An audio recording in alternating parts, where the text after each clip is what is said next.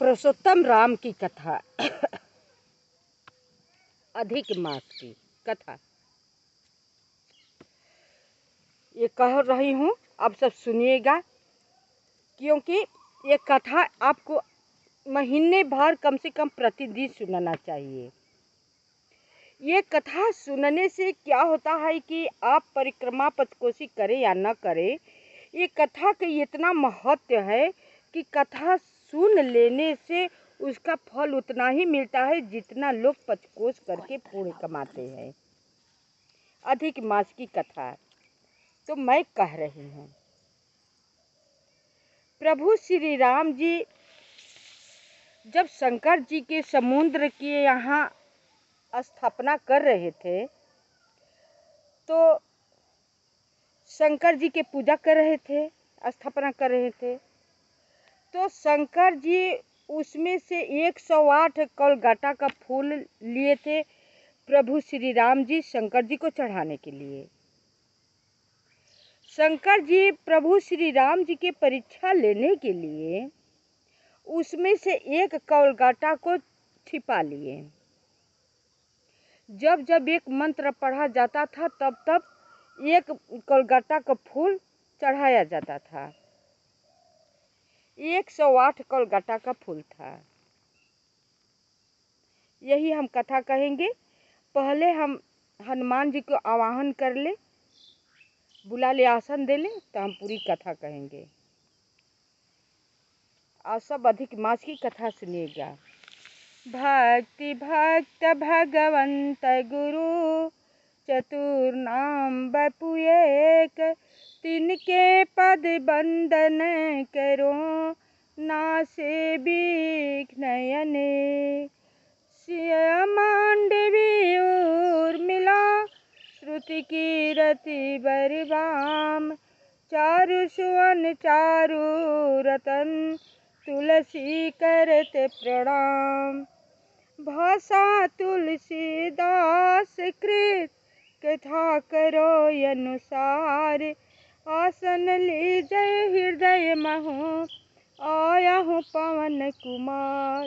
मंगल भवन अमंगल हारी, द्रवहु सुदशरथ अजिर बिहारी। कितना सुंदर पंक्ति बाबा गोस्वामी तुलसीदास जी लिखी है कि आया हूँ पवन कुमार, हृदय में बास देते हैं। इधर उधर कहाँ हम जानेंगे, कहाँ पता करेंगे। अब बताइए ही आप सब, जब हृदय में हनुमान जी वास करेंगे तो क्या हृदय में खराब बुद्धि प्रवेश कर सकती है? हृदय का खराब हो सकता है? नहीं ना। इसलिए हृदय में जब वास करेंगे तो हृदय जो है निर्मल हो जाता है। तो अब चलते हैं पुरुषोत्तम मास की कथा कहे, अधिक मास की कथा। जब प्रभु श्री राम जी लंका पर चढ़ाई कर रहे थे तो उन्होंने सोचा कि हम क्यों न पहले शंकर जी को स्थापना कर लें। स्थापना की करने लगे। पंडित की परेशानी हुई तो पंडित रावण आया लंका से, वही स्थापना कराया। अब सब सोच रहे हैं कि राम जी को कहाँ से पंडित मिलेगा, तो वही रावण के पर युद्ध करने के लिए रावण से लंका पर प्रभु श्री राम जी चढ़ाई करने के लिए जा रहे हैं, स्थापना कर रहे हैं। और वही रावण आ करके प्रभु श्री राम जी को बुलाने पर आया और उनका स्थापना कराया शंकर जी को।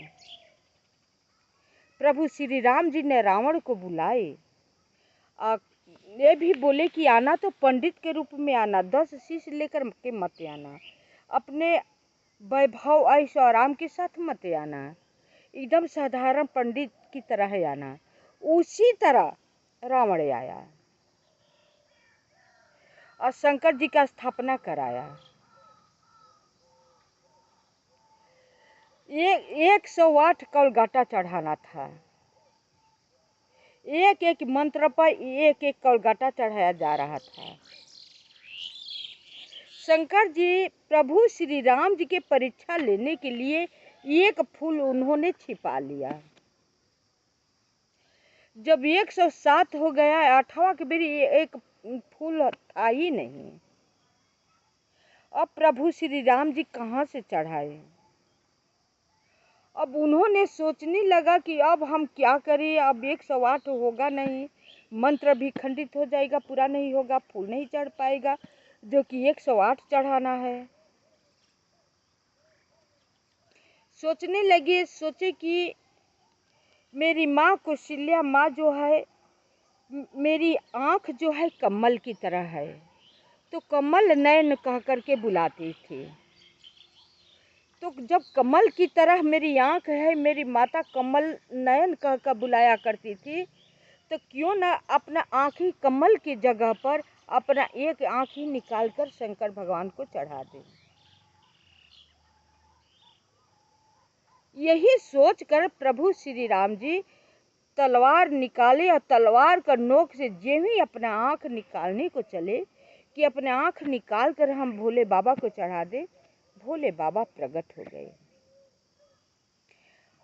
प्रकट होकर के प्रभु श्री राम जी को हाथ पकड़ लिए कि नहीं राम, ऐसा मत करो, हम परीक्षा तुम्हारी भक्ति अटल देख लेने के बाद हमने परीक्षा की, कलगट्टा कहीं गया नहीं है, हमने छिपा रखा था, लीजिए।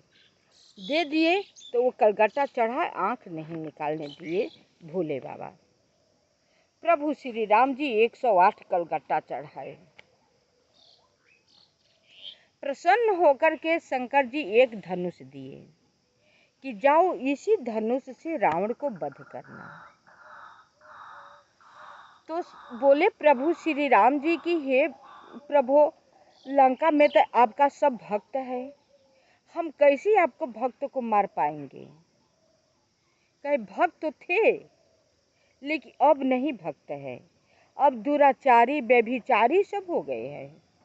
जाओ तुम इसी धनुष से मारोगे तो निशाचरों का वध हो जाएगा और तुम विजय प्राप्त करोगे।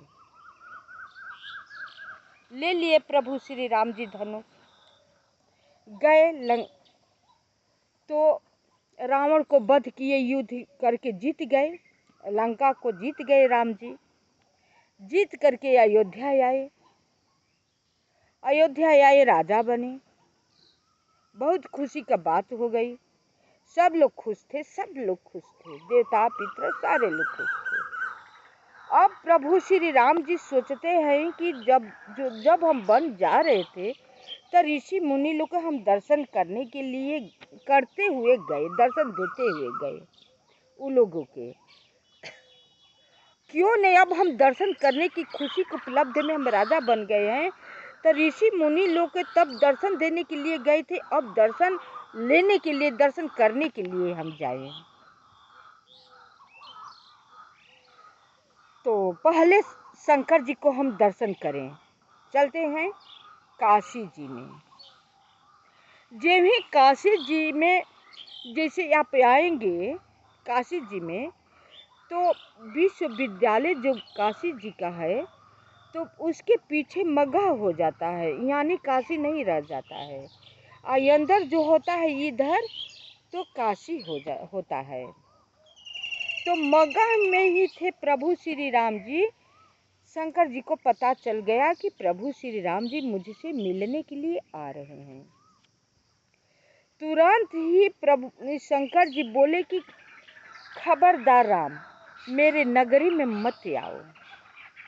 बोले श्री राम जी की क्या हुआ प्रभु, हम तो आप दर्शन के लिए आ रहे हैं, आप क्यों मना कर रहे हैं? नगरी में आपको हम आएंगे नहीं तो आपको दर्शन हम कैसे प्राप्त करेंगे? कि नहीं, तुम्हारे ऊपर ब्रह्म हत्या का पाप लगा हुआ है, तुम जब तक से ब्रह्म हत्या के पाप से नहीं छुटकारा पाओगे तब तक से मेरी नगरी में मत आओ। राम जी नहीं आए। फिर प्रभु श्री राम जी बोले कि हे प्रभु, वो तो निशाचर था, सबके सहमति से हमने रावण को वध किया, आप ही सब चाहते थे, फिर भी मेरे ऊपर ब्रह्म हत्या पाप कैसा? बोले शंकर जी हैं, हम लोग चाहते थे, लेकिन वो ब्राह्मण था, प्रकांड विद्वान था। तो ब्राह्मण के तुम मारे हो, तुम क्षत्रिय हो, तो तुम्हारे ऊपर ब्रह्महत्या पाप लगा ही लगा है, इसलिए तुम मत आओ। अब सब लोग परेशान हो गए कि प्रभु के ऊपर ब्रह्महत्या पाप लगा है, तो इसका निवारण तो कोई होना चाहिए। अब वहाँ में बनारस में आप सब जानते हैं